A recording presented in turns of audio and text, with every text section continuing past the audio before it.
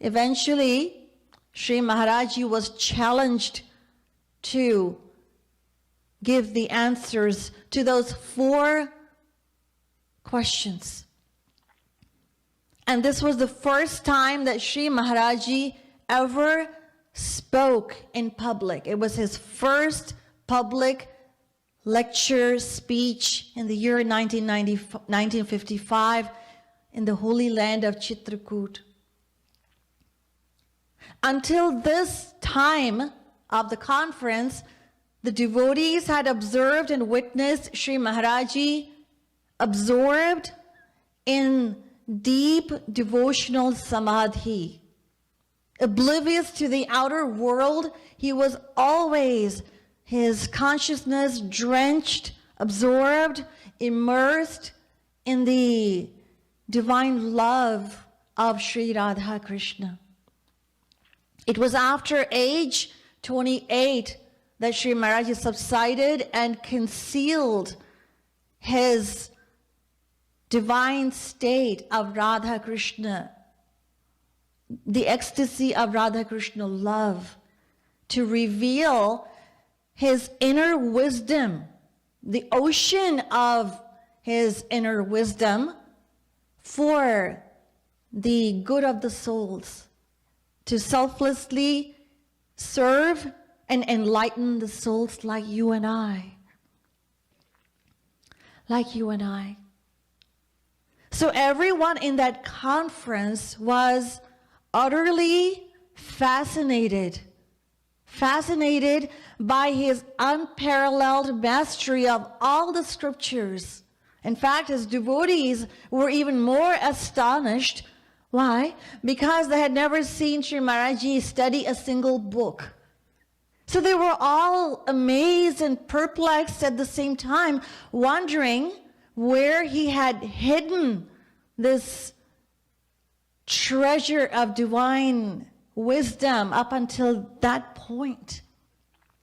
So the vice chairman of the Kashi Vidwat Parishat, along with 12 scholars, was also present there. And these scholars, after what they heard from Sri Maharaj's lotus lips, they were astounded. And they returned to Kashi, praising Sri Maharaj's unprecedented divine wisdom to no end. And so the other scholars, they received the praises skeptically, because they were wondering how a young man of age only 32, how he could be the master of all the scriptures when it takes almost a whole lifetime. And maybe even that, to master one scripture. So their curiosity, they were curious. All the praises that they heard sparked their curiosity. So the following year, Sri Maharaji organized another grand religious conference in Kanpur in the year 1956. And in this conference, the chief secretary of Kashi Vidwat Parishat, Sri Raj Narayan Shat Shastri, he arrived there unannounced because he wanted to know the truth for himself. He wanted to find out the truth. So when Sri Maharaji came to Maharaji came to know of his presence, of his arrival, Sri Maharaji respectfully invited him to be the first speaker in that conference. But Sri Raj Narayan Shastri, he declined. And he insisted that Sri Maharaji be the first speaker. Why? Because his intention was to make a note of all the mistakes as he was assuming Sri Maharaji would make, and present all of them before the vast gathering of all those people there. So he sat down with a piece of paper and a pen. And what happened? Miraculously, his pen did not move. The paper that he had in front of him, it remained blank from beginning to end, as he, in a state of, he was so captivated and enthralled hearing Sri Maharaj's divine discourse.